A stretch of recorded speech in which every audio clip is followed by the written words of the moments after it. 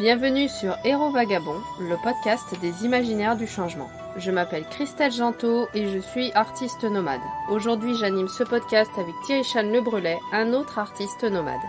Ce week-end, nous étions tous deux au Festival des Palourdes, organisé par l'association Hameau Léger sur le thème de l'habitat alternatif.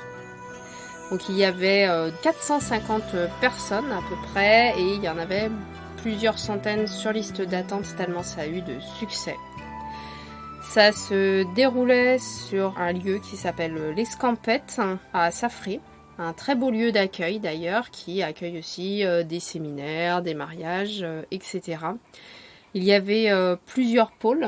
Au niveau de la scène, sous les grands arbres, c'est là qu'il y avait le lieu des conférences. À côté, il y avait l'abri couvert végétalisé avec leurs monstrueux poils de masse. Oui, très très beau. Superbe, joliment façonné en terre crue, avec un nombre de foyers incroyable. Il y avait près du camping plusieurs pôles dans le cadre du Festival des Palourdes. Il y avait donc le dôme géodésique, un pôle détente. À côté du jardin de l'Escampette qui est très joli d'ailleurs. Dans leur petit jardin potager. Il y avait des ateliers écriture, création, théâtre. Il y avait aussi la partie dans le hangar où là il y avait avec les toiles, les grandes toiles tendues. Et là il y avait la cuisine avec des tables, plein de tables. La partie bar et puis une partie un peu plus fermée qui servait le soir pour faire vraiment la musique et tout ça et pour la projection d'un film qui a eu lieu.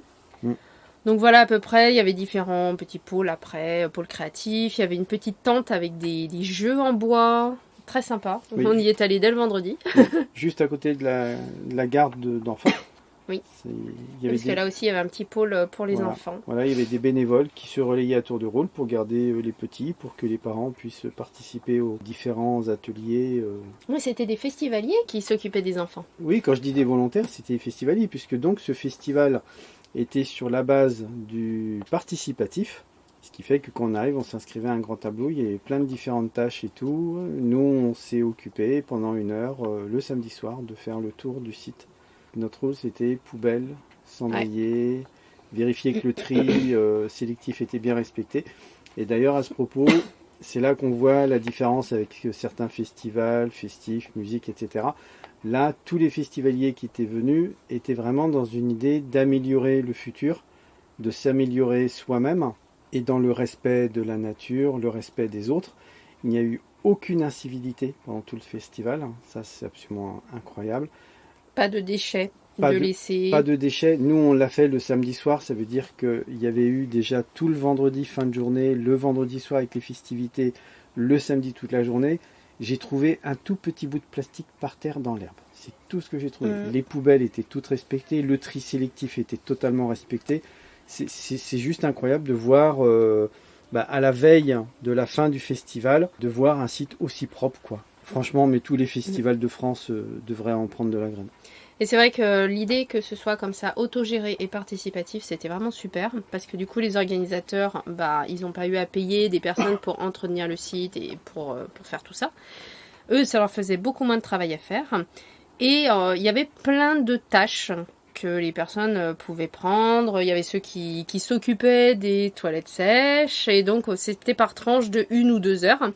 Il y avait les bienveilleurs et bienveilleuses, c'est-à-dire qu'ils passaient voir les gens partout avec un pulvérisateur, comme il faisait extrêmement chaud, et ils proposaient aux gens de leur arroser un peu le visage, les bras, la nuque, pour les rafraîchir. Comme un brumisateur.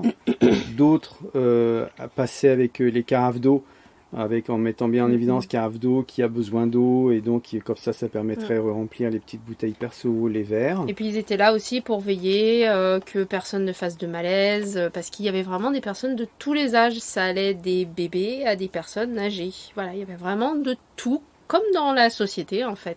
Donc à savoir que ce festival est absolument ouvert à tout le monde. Les gens venaient à pied, en vélo, en bus. Il y a eu une navette qui venait de Nord-sur-Erdre pour récupérer les gens par la ligne ferroviaire qui venait de Nantes. Il y avait des personnes dans leur véhicule, d'autres qui logeaient en tente. Et alors au niveau du type de personnes, il y avait vraiment de tous les âges. Il y avait des personnes à mobilité réduite, notamment même une personne qui était en fauteuil roulant. Donc fauteuil roulant électrique. Il y avait également, j'ai vu 2 personnes handicapées en béquille. Et il y avait des sanitaires et une douche PMR, donc adaptée pour les personnes à mobilité réduite, ce qui vraiment permettait de l'inclusivité. Il y avait des personnes handicapées avec une déficience mentale. Il y avait aussi pas mal de personnes non-binaires ou ne rentrant pas complètement dans les codes d'un genre, se situant quelque part dans le grand spectre entre vraiment le masculin et le féminin. Et moi, j'ai trouvé ça super. En fait, un peu comme moi, quoi. Sur le site, il y a des rampes que n'importe quel fauteuil pouvait gravir, donc le lieu était vraiment, vraiment super bien adapté. Il y avait quelques chiens et les chiens devaient être tenus en laisse. Cette idée comme ça de quelque chose de participatif et d'autogéré, ça nous a vraiment beaucoup plu. Et les gens se prenaient vraiment au jeu. Par exemple pour la cuisine, le cuisinier, il était vraiment aidé par plein de gens qui s'inscrivaient et qui coupaient les légumes, qui l'aidaient à apporter les plats, à servir quand c'était le moment du repas, puisque les repas étaient prévu aussi. Il y avait énormément de conférences, limite, elles s'enchaînaient les unes après les autres et elles étaient hyper intéressantes. Oui, alors l'inconvénient, Hameau Léger, c'était leur premier festival, donc ça a vraiment été une très très belle réussite, tout le monde était absolument ravi de cette première. L'inconvénient, c'est que du coup, le planning était trop chargé. Entre 2 conférences, par exemple, il n'y avait pas suffisamment de temps mort pour que les gens puissent se parler, discuter, apprendre à se connaître, se faire de nouvelles relations, de nouveaux amis. À peine une conférence était finie, qu'on commençait à discuter avec quelqu'un, que 5 ou 10 minutes après, une autre conférence allait démarrer au même endroit ou sur un autre atelier. Oui. Et puis en même temps, il y avait des ateliers, c'était d'ailleurs beaucoup, on parlait de la frustration de ne pas pouvoir tout faire. Moi déjà.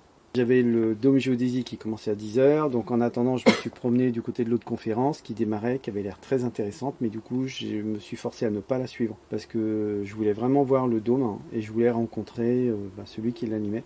C'est vrai qu'il y avait plusieurs ateliers en même temps, et beaucoup ont eu la frustration de devoir choisir quel atelier suivre et ne pas pouvoir suivre l'autre. Alors l'avantage des conférences, c'est que comme il y avait une captation d'image, sur le site Hameau Léger, il y a moyen de revisionner justement toutes ces conférences. Donc déjà, si vous êtes intéressé par ce qui a pu se dire et toutes les informations partagées, vous pouvez aller sur le site de Hameau Léger. Les conférences seront mises en ligne et accessibles. D'ailleurs, moi, ça me servira puisque j'ai raté celle sur les enjeux humains des projets d'installation collectifs. Et celle aussi sur faire valoir nos droits à habiter autrement, qui était notamment animée par l'association Alem. Dimanche matin, justement. Oui, voilà, dimanche matin, parce que je participais à l'atelier d'écriture organisé par l'association Futur Proche. Donc voilà, je ne pouvais pas être partout. Dans les conférences auxquelles j'ai participé et que j'ai trouvé vraiment super intéressantes, c'était celle dès le vendredi soir, en fait, il y avait une conférence sur l'intégration locale d'un projet d'installation en habitat alternatif. C'était avec un élu de Plessé, puisque Plessé est aidé par Hameau Léger pour accueillir justement un hameau en habitat alternatif. Ils ont choisi ça plutôt que de faire un lotissement traditionnel. Donc ils expliquaient justement les raisons de ce choix, etc. Il y avait des élus de Marval, qui est une commune aussi où il y a un collectif en habitat alternatif, et eux c'est carrément le contraire. Eux, ils ont commencé à s'installer illégalement voilà, sur un terrain, et ensuite progressivement ils ont légalisé leur situation et ils ont été élus à la mairie de Marval. Il y avait aussi les personnes qui vivent sur le hameau léger du Placy. D'ailleurs, on sera là-bas début août. Et eux, ils expliquaient les difficultés qu'ils ont eues parce que c'était le premier hameau léger que l'association Hameau Léger aidait à s'installer en Bretagne. Ce qu'ils disaient, ils sont tombés dans le piège de vouloir être exemplaires. Parce qu'ils voulaient tellement montrer que, ils sont des personnes comme les autres, des citoyens comme les autres, et qu'ils ont des projets qui peuvent être utiles à la communauté là où ils s'installent, du coup, qui sont un petit peu tombés dans ce travers de chercher à tout prix à être utile et vouloir à tout prix être parfait. Donc c'était très intéressant justement ces différents points de vue, ces différentes expériences d'installation. On a aussi assisté à la conférence sur s'installer légalement en habitat léger, qui était animée par Joris Danton. Il a écrit Guide juridique pour habitat alternatif, qui est un volume conséquent. On y retrouve tous les articles de loi, avec les numéros d'articles, la définition exacte et tout, pour tout type d'habitat alternatif. Et il survole la partie de l'habitat léger, ce qu'on appelle aussi l'habitat mobile, donc comme moi avec le camion par exemple. Mais ça peut être aussi les yourtes ou les dômes géodésiques. Voilà, tout ce qui est facilement démontable. Donc dôme géodésique, c'est difficilement démontable, mais dans les faits, ça peut être démontable. Et donc à côté, il a fait un autre livre un petit peu moins imposant, juste un petit peu moins, qui est lui par contre le guide juridique pour habitat léger, et lui il est vraiment spécialisé sur ce domaine. Donc voilà, les deux livres sont extrêmement complémentaires. Au niveau financier, ils ne sont pas excessifs, c'est 26 et 28 euros. La partie sur l'habitat léger, c'est thebookedition.com. L'autre, c'est pas indiqué, c'est première édition, Atelier Fertile. En tout cas, je vous mettrai les liens si je trouve les liens des bouquins. Et dans un prochain podcast, quand on les aura bien potassés, je ne sais pas exactement quand, on vous en parlera sans doute plus en détail. Oui. Autrement, il y avait aussi un débat sur la question de l'autonomie est-elle souhaitable. Donc là, il y avait... toi, je crois pas que tu étais là. Mais j'étais où ? Bon, j'en sais rien, moi. Ok, il n'y a que le dôme géodésique que j'ai fait. Ah, c'était le samedi et moi j'étais parti voir le dôme géodésique. Je crois, ouais. J'étais parti voir la construction, ils en étaient à la deuxième ligne et le dimanche matin, je suis allé voir donc la finale. Voilà, la finale du match montage géodésique qui était très intéressant. Le débat sur l'autonomie, est-ce que l'autonomie c'est souhaitable ? Donc c'était, il y avait 2 personnes qui vivent en Tigny. Il y avait une dame qui accompagne les collectivités pour être un peu plus autonome. Et il y avait David Mercereau de Agir Lotech qui animait aussi un atelier où il fabriquait un petit poêle de masse. Disons que chacun avait un petit peu son point de vue. Déjà, il disait très clairement qu'il faut savoir pourquoi est-ce qu'on cherche l'autonomie. Est-ce que c'est dans une idée, par exemple, survivaliste, genre se dire, je me débrouille par moi-même. Soit je me débrouille par moi-même, soit si jamais il arrive une catastrophe, je sais pas quoi, au moins moi j'ai mon eau, je produis mon électricité, et l'autonomie ça peut aller vachement loin, puisque ça peut toucher non seulement, ça récompense toujours à l'autonomie énergétique, l'autonomie en eau, mais il y a aussi l'autonomie alimentaire, l'autonomie de déplacement, ça peut toucher à plein de choses. L'autonomie sur savoir fabriquer des fibres avec du chanvre ou avec des orties pour faire des vêtements, des couvertures, ça touche tous les domaines en fait. Et ça, c'est vrai que c'est plutôt la vision survivaliste des choses. Oui. Et après, il y avait aussi, soit on est dans cette vision, soit on cherche l'autonomie pour être plus autonome, pour être plus indépendant, vis-à-vis des réseaux, par exemple, vis-à-vis du gouvernement, vis-à-vis de tout ça. On peut chercher l'autonomie parce qu'on se dit que ça va être plus écologique d'être autonome, par exemple. Est-ce que c'est plus écologique de boire, par exemple, l'eau de pluie qu'on a dans sa réserve ? Donc, il y en avait un qui était en Tigny, et lui, c'était ce qu'il faisait. Voilà, il récupérait de l'eau de pluie, il la potabilisait, et du coup, il la consommait. Il expliquait aussi, au niveau de la loi, qu'est-ce que ça implique, si elle est partiellement potabilisée, totalement potabilisée, c'est pas, du coup, les mêmes choses au niveau de la loi. David Mercereau, justement, lui disait qu'il préférait être raccordé notamment au réseau d'eau parce que son point de captation d'eau, son puits, L'eau n'est absolument pas potable, il y a beaucoup de champs traités avec des pesticides autour et du coup ça va pas du tout. En plus il y a apparemment des problèmes de fosses septiques dans le coin qui fuient, qui rendent l'eau pas potable du tout et que même en essayant de la filtrer ça marche pas quoi. Donc du coup ils trouvaient ça plus simple et plus sécurisant. Il y a aussi le point de vue économique, parce que voilà, la plupart, ils disaient très clairement que si c'est pour des raisons économiques qu'on se dit on va être autonome, comme ça on va économiser de l'argent, la plupart du temps, ça marche pas. Ça c'est clair. Parce que par exemple, une analyse d'eau, il faut en faire normalement 2 par an, ça coûte 150 € l'analyse. Quand on cherche l'autonomie énergétique au niveau, par exemple, avoir des panneaux solaires ou éoliennes, pack batterie et tout, nous on le voit, c'est quand même très onéreux et il faut compter pas mal de temps pour réussir à amortir et ne pas avoir de toute façon une trop grande consommation. Oui. Par exemple, dans le cas de David, donc je reviens sur l'envie de réduire ses factures. Le seul moyen de réduire ses factures, la première chose, c'est de réduire ses consommations. Dans le cas de David, donc lui, il est raccordé au réseau d'eau pour les problèmes d'eau de son puisage qui sont contaminés donc par les pesticides et par les fosses septiques de ses voisins.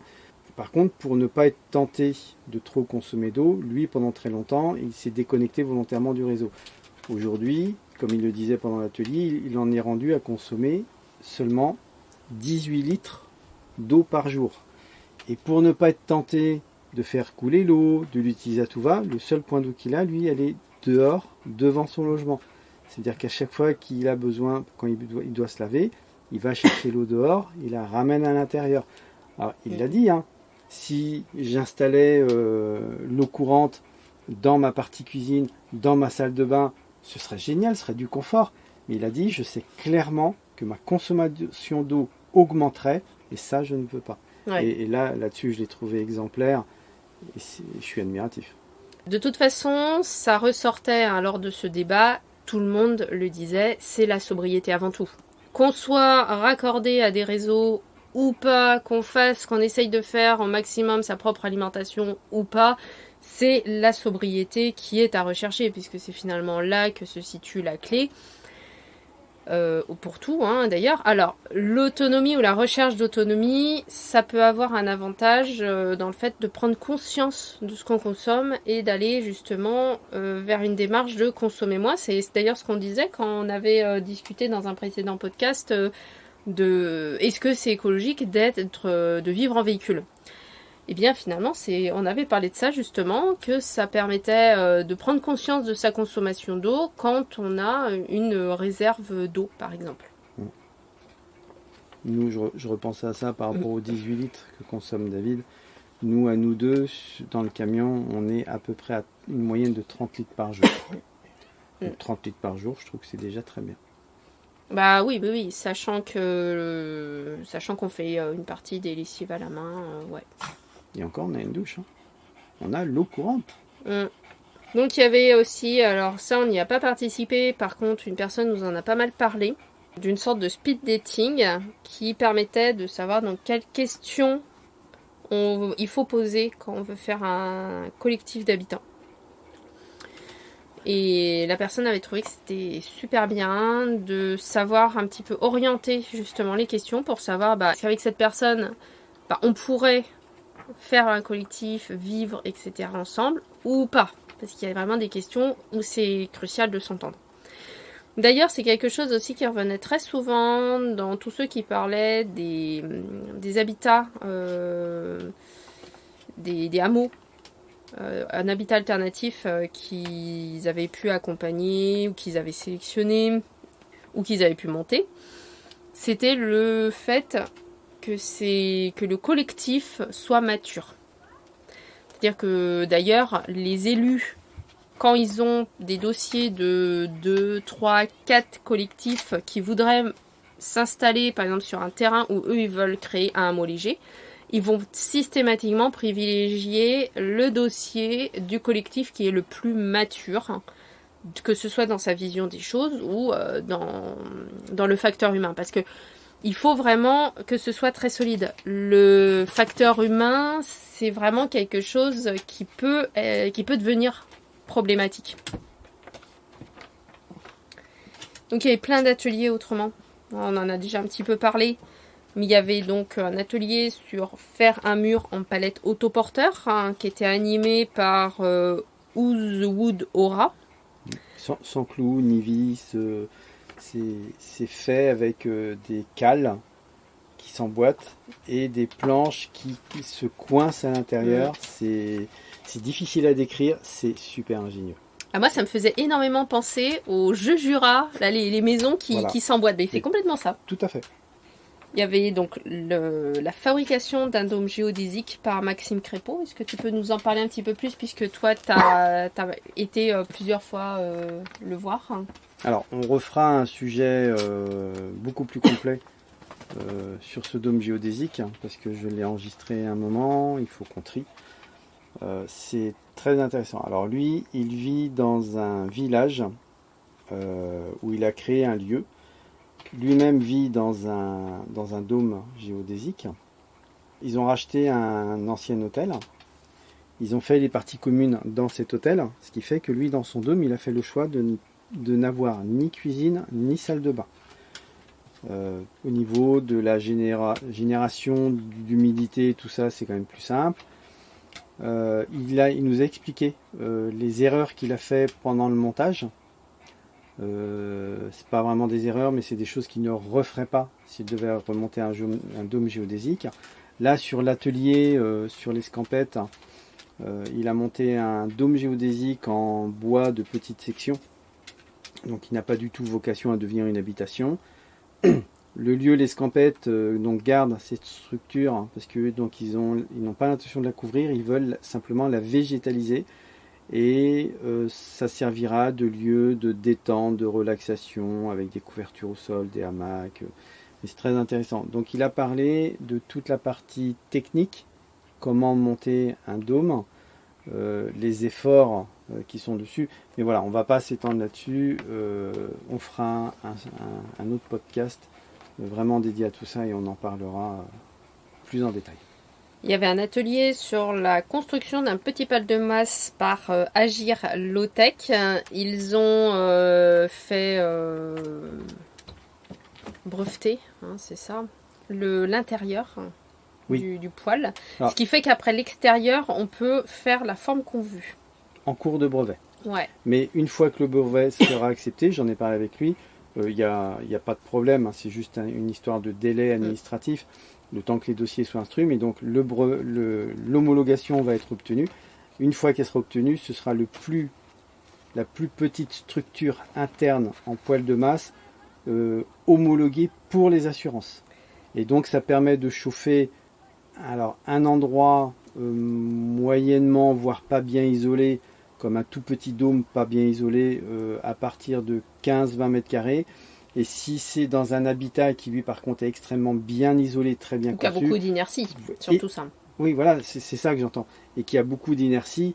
Là, il a dit, on peut monter avec le plus petit, on peut monter à 40, 50, 60, 70 mètres carrés. Et donc, les plans de ce poêle de masse, on peut les obtenir auprès de Agir Low-Tech.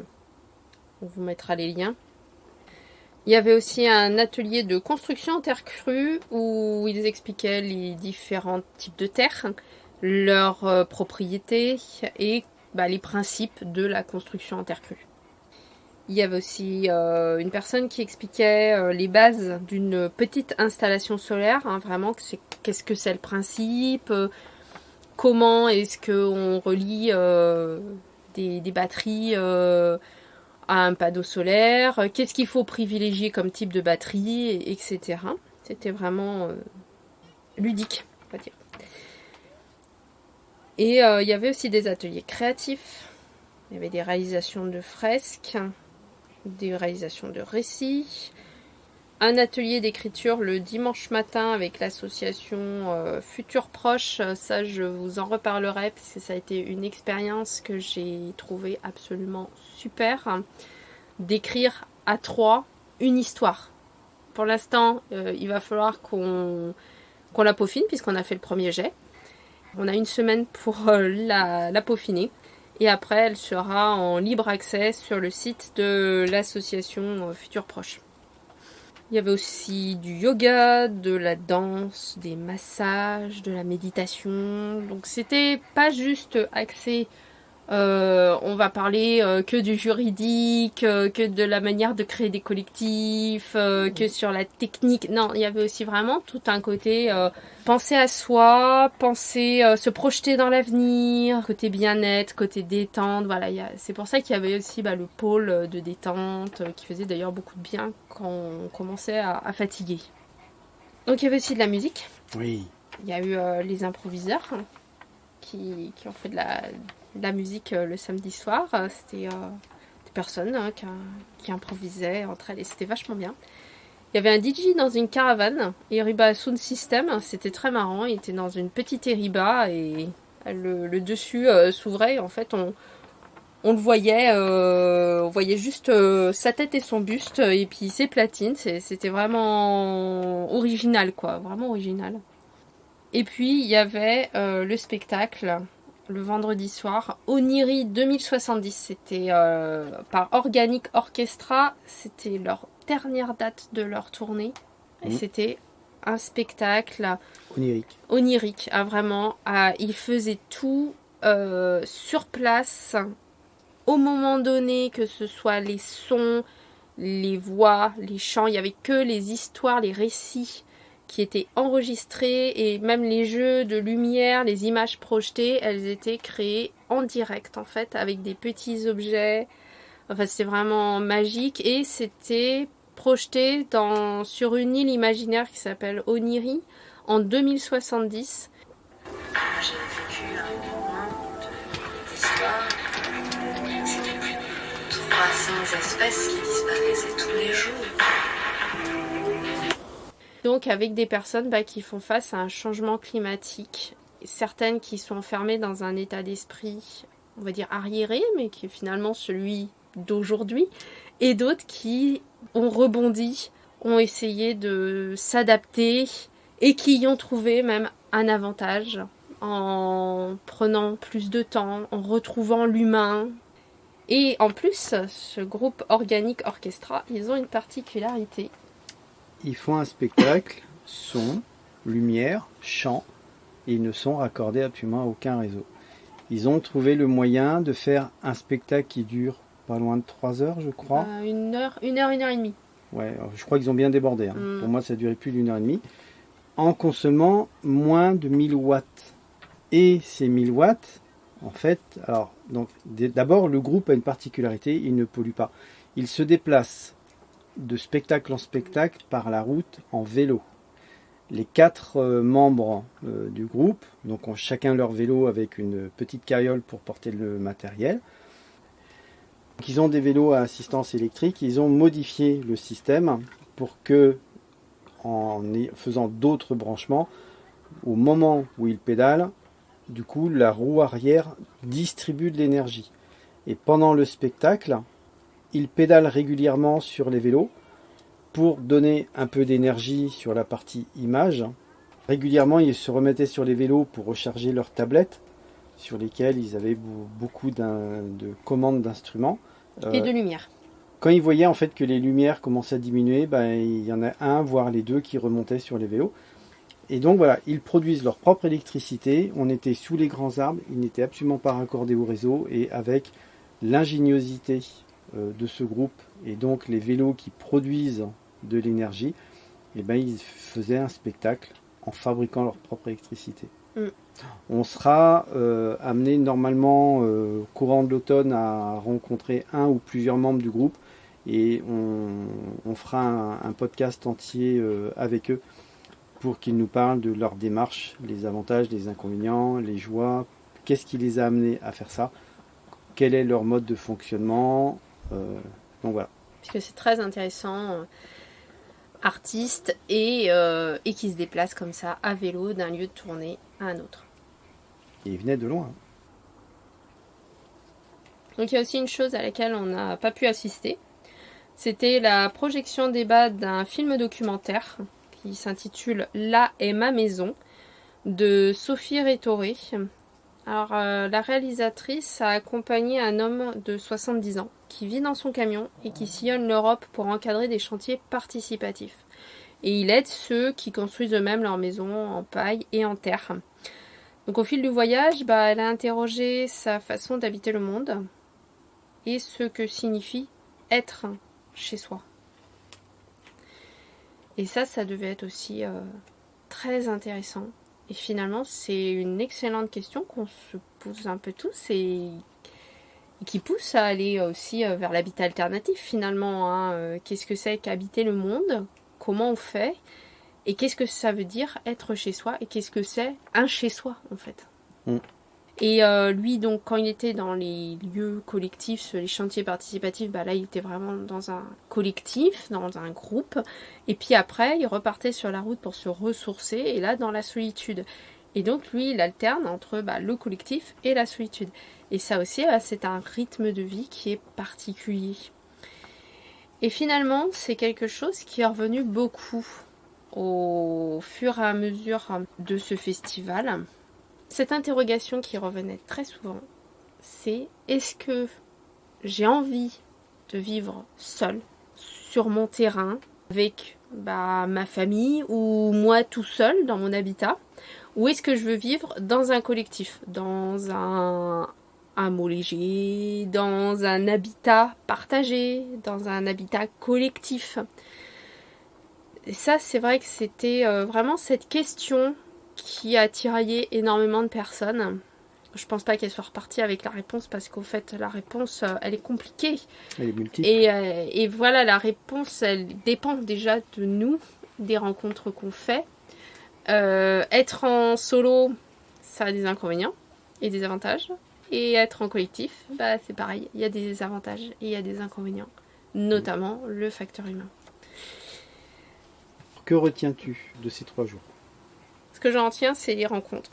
D'accord. Des rencontres très intéressantes, très enrichissantes, qui vraiment nourrissent la réflexion. Des rencontres aussi de personnes qui s'interrogent. Par exemple, j'ai rencontré une dame, donc elle est ingénieure au niveau des constructions, de l'habitat, par rapport à la consommation d'énergie et tout. Et elle vit à côté de Toulouse, dans une grande maison en terre crue, une maison traditionnelle qui a plusieurs siècles. Et là, quand il y a eu les grosses chaleurs, pour la première fois, la chaleur a fini par traverser la totalité des murs. Et du coup, la nuit, les murs ont rayonné vers l'intérieur des pièces. Et elle s'est retrouvée pour la première fois avec 35 degrés dans sa chambre. Ça fait quand même beaucoup réfléchir, parce que voilà... on se dit, en fait, avec le réchauffement qui est en train d'avoir lieu et des températures de plus en plus souvent à 35-40 degrés, voire plus, du coup, qu'est-ce qu'il faut chercher comme inertie ? Ça m'a interpellée. Et elle, du coup, elle se posait énormément de questions sur, par exemple, une tiny ou un dôme géodésique, donc qui vont avoir une isolation entre... 5 et 20 cm d'épaisseur, est-ce que vraiment c'est résilient ou pas ? Alors eux, ils ont la possibilité par exemple de pouvoir se mettre sous des arbres, etc. Mais voilà, il y avait cette question qu'elle se posait, et c'est vrai que c'est une question. Comme elle se disait, est-ce que une maison en terre et paille ou une maison en chaux et chanvre, qui donc ne se démonte pas, est-ce que c'est encore un habitat léger ou pas ? Il y en a qui vont dire que oui. Elle pensait que non. Et ça aussi, voilà, c'était une interrogation. Il y avait beaucoup d'énergie positive pendant le festival. C'était vraiment une expérience que j'ai trouvée très enrichissante. Aussi dans le côté auto-géré. Et vraiment très cool. Voilà, très cool, avec des gens charmants. Et toi, du coup, qu'est-ce que tu en retiens ? Alors, de très belles rencontres. Trop court. Ça a duré 48 heures, on va dire, du vendredi, milieu d'après-midi au dimanche après manger. Un rythme beaucoup trop soutenu, on n'a pas pris le temps de vraiment tous se rencontrer, mais on a déjà fait de belles rencontres. Une énergie positive comme je n'en ai jamais connue, tout simplement, c'était... Là, pendant 48 heures, j'ai nagé dans un océan de bonheur. Tout simplement. J'aurais voulu que ça dure 2 semaines. Et puis, je repars avec beaucoup de questions. C'est-à-dire qu'il y a beaucoup de problématiques auxquelles j'ai jamais pensé, auxquelles j'ai tout simplement jamais réfléchi. Lesquelles? Toutes les questions que je me pose sur les différents types d'habitats, sur les dômes géodésiques, Alors, Tini, non. Ça ne m'attire pas. En même temps, c'est un petit peu la même chose que la problématique que tu as eue en aménageant le camion, finalement, avec la problématique du poids, parce que une Tini, elle a un poids déterminé par la remorque et on peut pas aller au-delà, quoi. L'avantage que j'ai avec le camion, c'est que il a son propre moteur. C'est ni plus moins qu'un gros camping-car de 9 tonnes.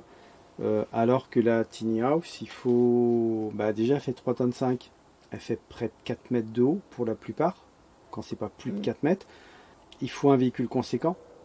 Il y en a qui s'amusent à les déplacer avec de simples fourgons.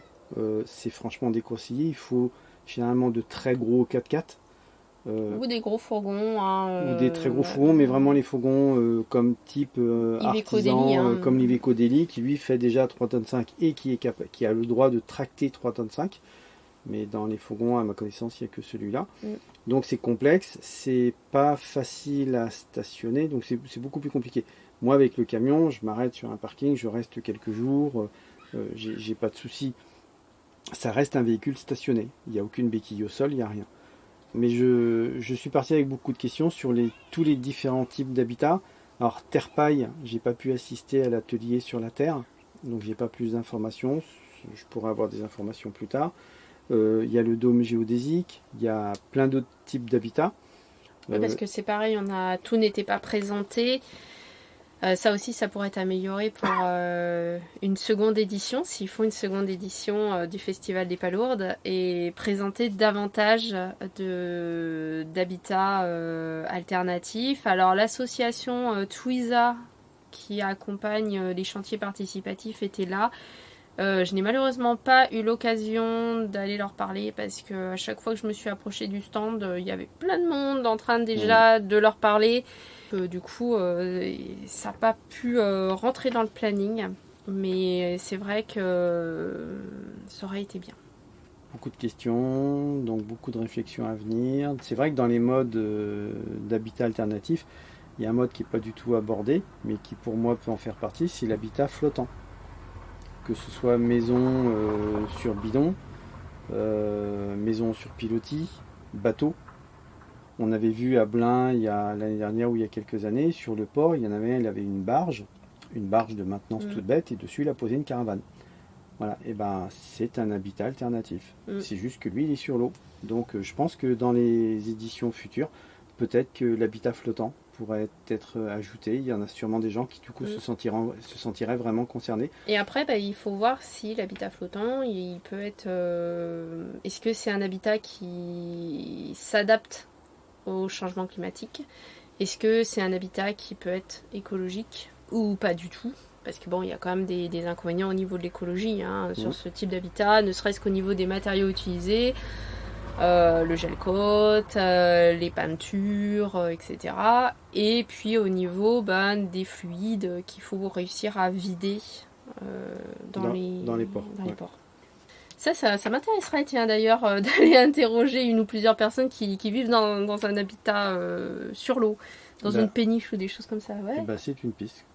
Si un jour on passe, qu'on voit des gens qui vivent, on pourra leur demander s'ils vivent dessus à l'année ou pas. S'ils vivent, mettons, qu'ils nous disent qu'ils vivent la moitié de l'année, on pourra quand même travailler avec eux, leur poser plein de questions. Et s'ils vivaient à l'année, clairement, oui, on fera un podcast. Est-ce que tu te poses autrement la question de l'habitat seul ou à plusieurs, enfin au minimum avec des parties partagées? Alors oui, je me suis posé cette question. Aimant le contact humain, mais étant aussi un ours solitaire, ermite, qui aime beaucoup le fond de sa grotte, moi je serais plus sur un lieu, peu importe le logement, camion, yourte, dôme géodésique, grotte troglodyte, peu importe, mais moi le fonctionnement que j'aurais, c'est mon chez moi, c'est mon intimité. Si j'ai envie de voir personne, je ne sors pas, mais si je sors, du coup je me retrouve dehors avec des gens Donc, oui, moi je me verrais bien vivre dans un lieu comme ça, mais avec mon propre habitat. Donc pas du tout ultra commun, tout super méga partagé, comme ceux qui ont le dôme géodésique, ils n'ont pas de sanitaire, ils n'ont pas de cuisine. Ça veut dire qu'ils ont leur logement pour dormir, et le reste du temps, ils sont dans les parties communes, ils sont avec tous les autres. Ouais. Ça, perso, j'aurais du mal. Par contre, un atelier, par exemple, là où tu aurais, je sais pas, des machines à laver, le matériel pour bricoler, etc. Là, ça pourrait être mis en commun. Ça, ce serait génial même. Parce que du coup, au lieu que chacun ait sa petite partie bricolage et chacun ses outils, ça permet d'avoir des machines un petit peu plus conséquentes, un peu plus grosses, mais que tous ceux qui en ont besoin viennent utiliser. C'est la mise en commun des matériels, des outillages, des ressources. Et il peut y avoir une cuisine commune, hein, pour ceux qui le souhaitent. En fait, ce serait l'avenir, hein, par rapport à la crise énergétique, par rapport à la raréfaction des ressources, par rapport au changement climatique et à la nécessaire sobriété, parce que notre mode de vie, il n'est absolument pas durable. Et en plus, ça réglerait le problème du fameux pouvoir d'achat, qui fait que les gens, du coup, en fait, ils sont sans arrêt en train de courir derrière le pognon, parce que l'argent, on peut aujourd'hui gagner 1400 €, ça ne suffit pas. Même 2000 €, ça ne suffit pas, mais ça suffit jamais. Oui. Alors moi, où est-ce que je me verrais le plus? Un habitat vraiment solo ou plutôt collectif. Vivre complètement dans un habitat qui est totalement collectif, là non.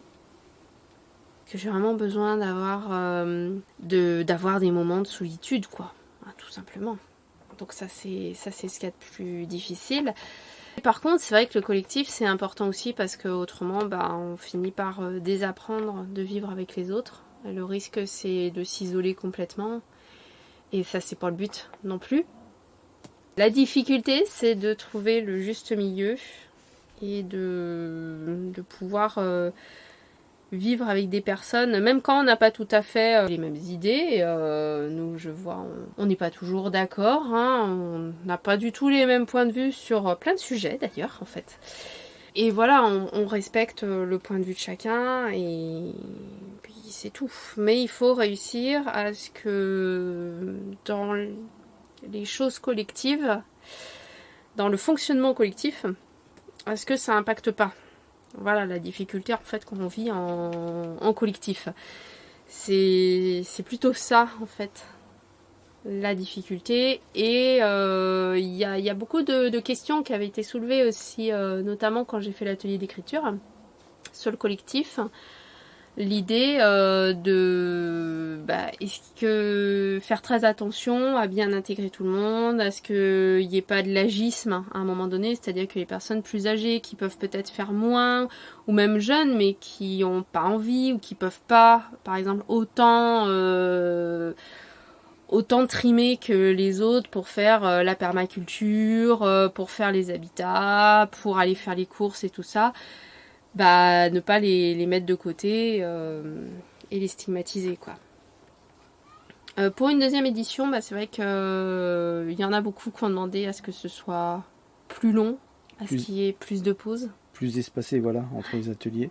Et puis aussi un panneau avec où chacun pourrait mettre son projet ou une annonce, pour comme ça que les gens puissent plus facilement se trouver. Parce que là, on était 450, mais... De toute la France, même de l'étranger. Ouais. Il y avait des Belges, des Suisses. Le truc, c'est que on ne savait pas forcément si c'était juste pour prendre des nouvelles, parce qu'il y en avait, c'était juste pour voir ce que c'était, mais quand ils ont vu ce que c'est non. Ça ne m'intéresse pas du tout. Moi, je me sens pas capable. Il y en a d'autres, ils se disent, oui, mais dans longtemps, parce que c'est pas du tout mûr. Il y en avait d'autres qui étaient en cours, d'autres qui étaient vraiment à la limite, genre, moi, je cherche des personnes pour créer un collectif. Et c'est vrai que c'était compliqué, du coup, de se trouver. On savait pas non plus Par exemple, il y avait une personne qui était du Lot, c'est quasiment le dernier jour qu'il y a une personne qui dit tiens, moi aussi je suis du Lot. Ah, voilà.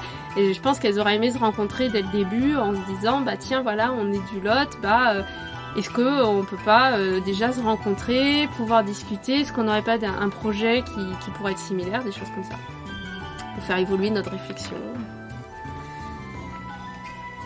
Et nous vous remercions pour votre écoute. Si vous avez aimé cet épisode, n'hésitez pas à le couvrir d'étoiles, à laisser un commentaire et à le partager autour de vous. Vous pouvez me retrouver sur Instagram @ChristelleGentot. Pour suivre notre activité artistique, rendez-vous sur Instagram @clair ou obscur. Passez une bonne journée ou une bonne soirée, prenez soin de vous et à mercredi prochain.